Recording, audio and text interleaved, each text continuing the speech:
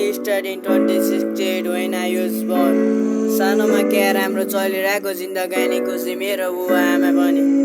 भए म 3 वर्षको तब आयो मेरो पहिलो जिम्मेवारी सुरु भयो मेरो पढाइ पनि सानो सानोमा राम्रो मेरो पढाइ आउने राम्रो अङ्क पनि आमा बुवा खुसी भए छोराले के गर्छ भनी बट सरी ड्याड ठुले हुँदै जाँदा कट्यो मेरो अङ्क पनि जति माथि जाँदै थिएँ त्यसको डबल खस्किरहेको थिएँ माथितिर जान खोज्थेँ तल तल सरिरहेको थिएँ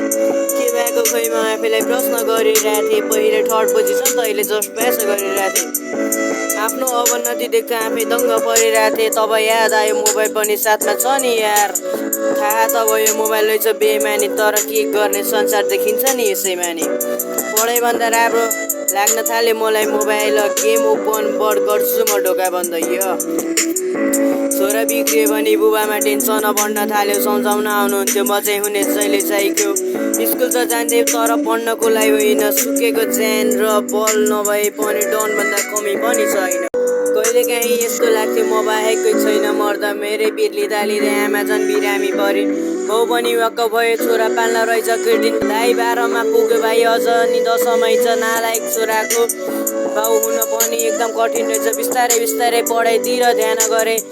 बाउ आमाको मेहनत बुझी लक्ष्य मैले सुनिश्चित गरेँ पहिलेको कुरा भुली नयाँ जिन्दगी सुरु गरेँ पढाइमा ध्यान अनि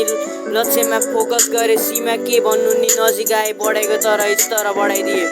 1 वर्षको फल आउने बेला भयो एनइपीले पोस्ट गर्यो रिजल्ट कमिङ सुन हातभरि पसिना र पास हुने आशमा खोले ब्राउजर अनि सर्च गरे एनइपीको वेबसाइट हाले अनि सिम्बल नम्बर के भन्नु केडा हो खुसीको सीमा नै रहेन फेल हुने होइन भाइ B+ को हान्दैछु त्यसपछि थाहा भयो किन सम्झाएको अनि किन कराएको भनेर sorry mummy sorry dad sorry दादा